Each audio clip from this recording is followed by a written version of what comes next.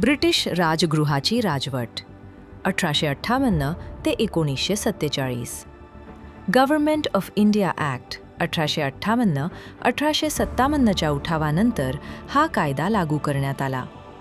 या कायद्याने east India कंपनीची सत्ता संपवली. भारताचा कारभार थेट ब्रिटिश राजगृहाकडे गेला. यापुढे भारताचा शासनकारभार ब्रिटनच्या महाराणीच्या नावाने केला जाणार होता. त्यामुळे भारताच्या गव्हर्नर जनरलच्या पदाचे नाव व्हाईसरॉय असे बदलण्यात आले. व्हाईसरॉय भारतातील ब्रिटिश राजवटीचा प्रत्यक्ष प्रतिनिधी होता.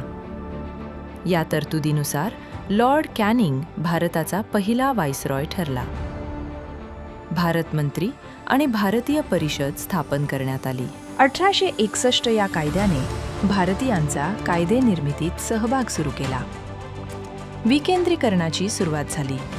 पोर्टफोलिओ सिस्टम लागू झाली. आणीबाणी अध्यादेशाचा अधिकार व्हाईसरॉयला मिळाला.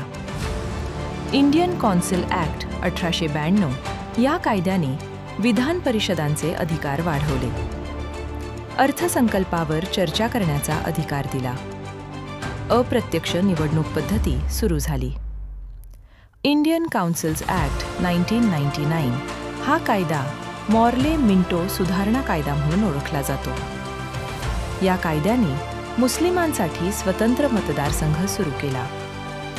मुस्लिमांकरिता स्वतंत्र मतदारसंघ ही संकल्पना स्वीकारून सांप्रदायिक प्रतिनिधित्वाची व्यवस्था सुरू केली.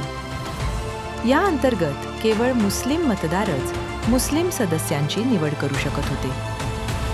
या कायद्याने सांप्रदायिकतेला कायदेशीर मान्यता दिली. लॉर्ड मिंटो यांना सांप्रदायिक मतदारसंघाचे जनक म्हणून ओळखले जाऊ लागले.